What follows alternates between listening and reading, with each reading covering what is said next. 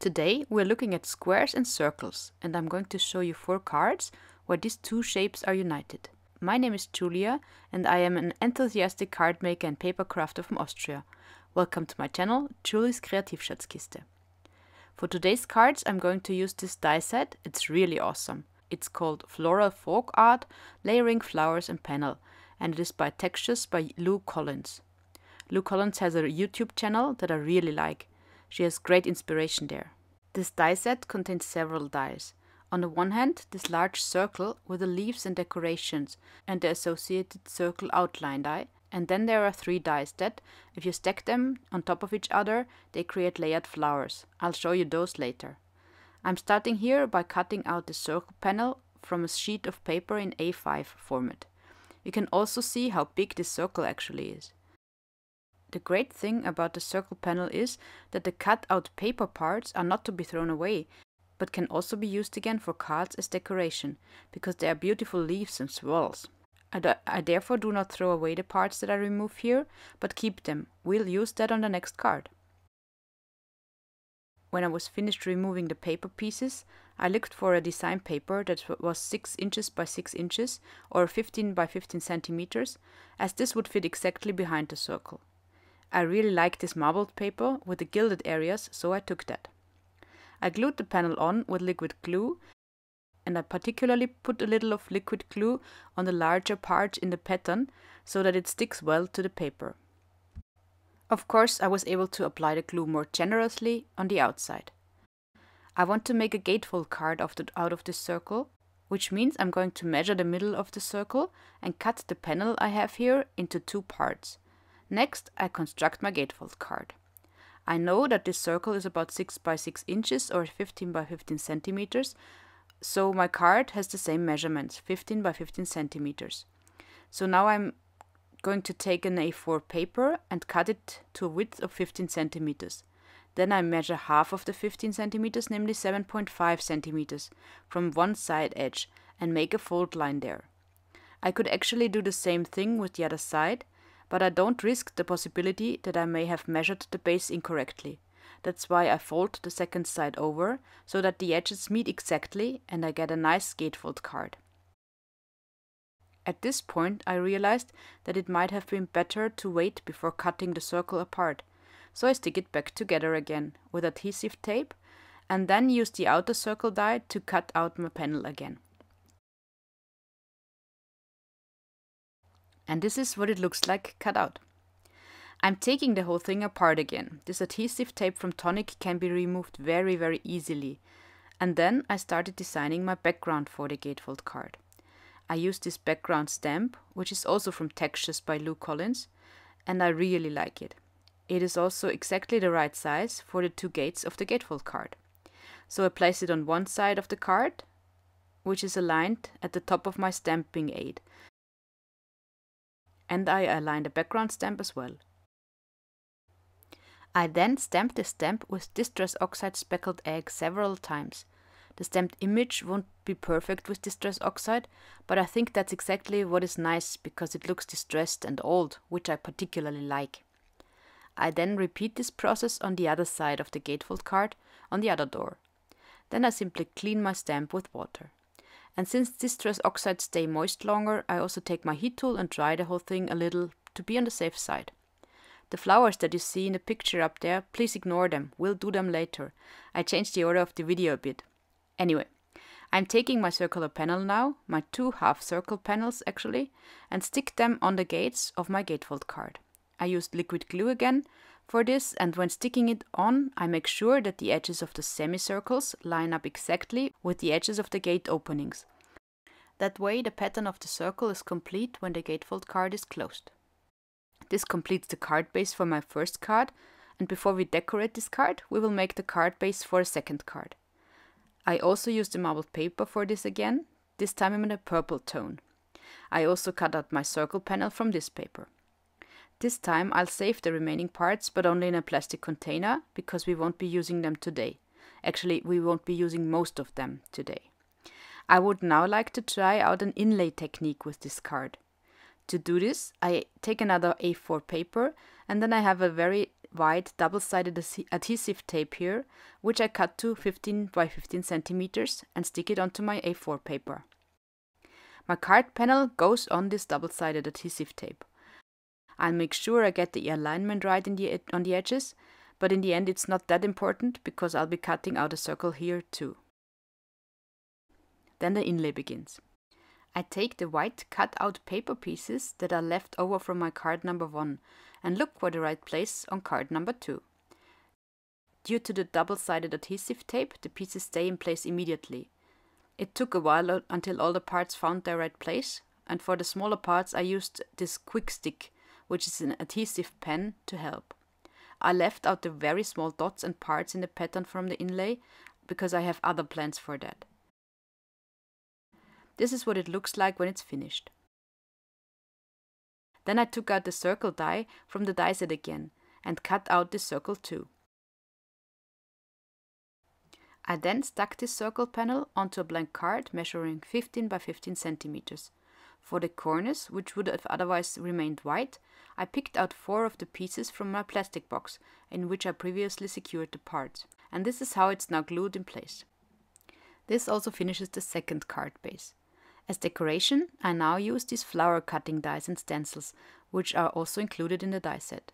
There are 3 levels of flowers on each die, which is very practical. I cut the whole thing out of watercolor paper. My plan is to color the different layers with Distress Oxide.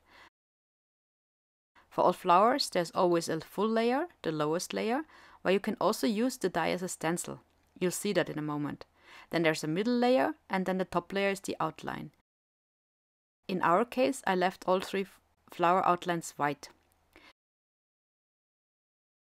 There is also a nice layering guide on the die packaging, where you can look this up again.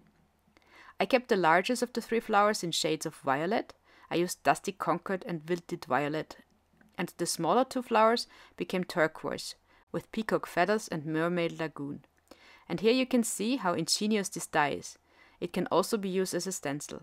You put the full bottom layer back into the die, turn it over, and then you can color the openings on the back like with a stencil. Here I use Victorian velvet. Brilliant, right? Before I glue these 3 layers together, I use my heat tool to dry them again, just to be on the safe side, so that the glue will stick well. Then everything is fixed together with liquid glue again. I also apply the liquid glue to the thin white outline.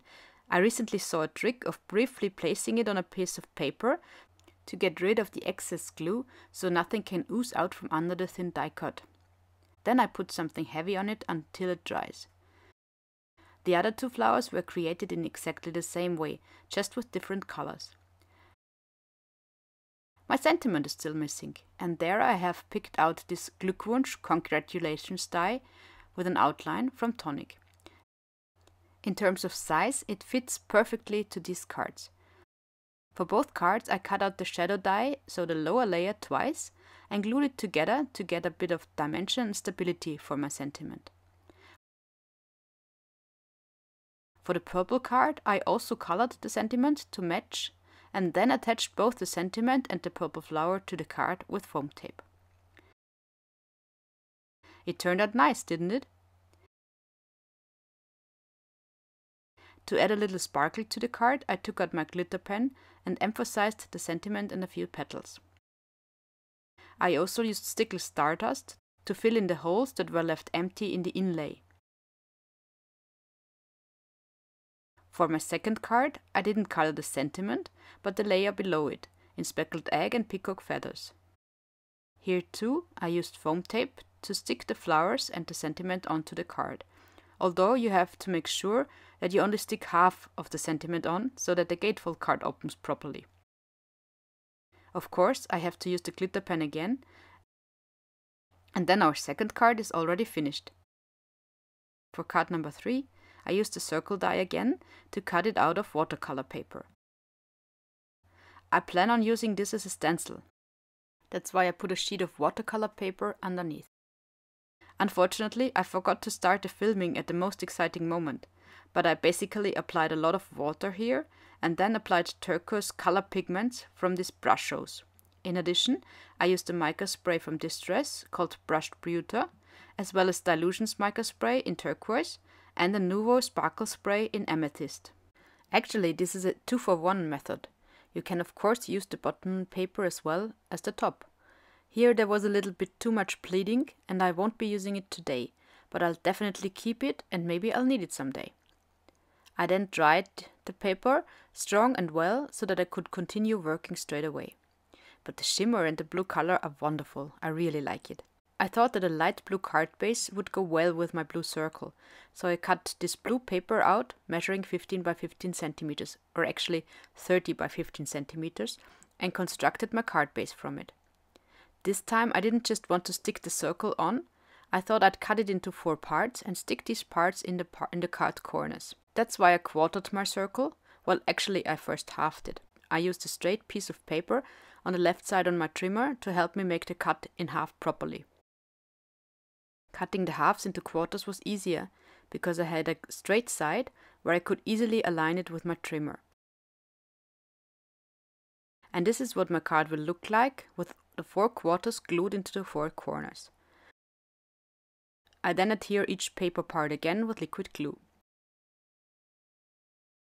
I've recently become a proud owner of a Betterpress system from Spellbinders, and I picked up this diamond Aviary Betterpress plate, which fits exactly in the middle of the card in terms of shape. Would you like to see a video about the Betterpress? Let me know in the comments, I would be happy. I then cut out the result from the Betterpress to the diamond shape. For my sentiment, I used these stamps from Altenew, label Love German. They are obviously in German, which is very practical. I stamped my sentiment, Nur für dich, just for you, twice, with Ranger Archival ink. I pressed a little too hard the first time. As a result, the sentiment was no longer readable. I didn't repeat this mistake the second time. I cut the sentiment to size with my trimmer, so that a small white border remained. Now I stick my diamond with a bird motif onto my card with foam tape. I also use foam tape again for my sentiment.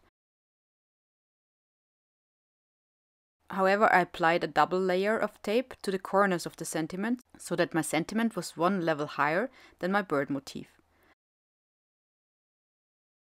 And with that, card number 3 is finished. Card number 4 is what I would describe as clean and simple. I took a blank card measuring 15 by 15 centimeters and used my circle die to cut out a semicircle at the opening edge. This is what it looks like. Since the pattern here results in a few pieces of paper sticking out that are not very stable when opened, I cleaned up my edge a bit and cut away these small pieces. The edge was no longer straight then, but it still looked very nice, I think. I then picked out some blue glitter paper and cut it into shape 15 by 15, maybe a smidge smaller, and simply stuck it behind my cutout semicircle. As a sentiment I chose Herzlichen Glückwunsch, congratulations, which I stamped in dark blue in the top left corner of the card. And this is what the final card number 4 looks like for today.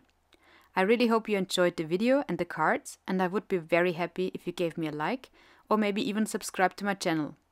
Which of the 4 cards today did you like the best? Let me know in the comments, I'm curious. Servus, as we say in Austria. Until next time.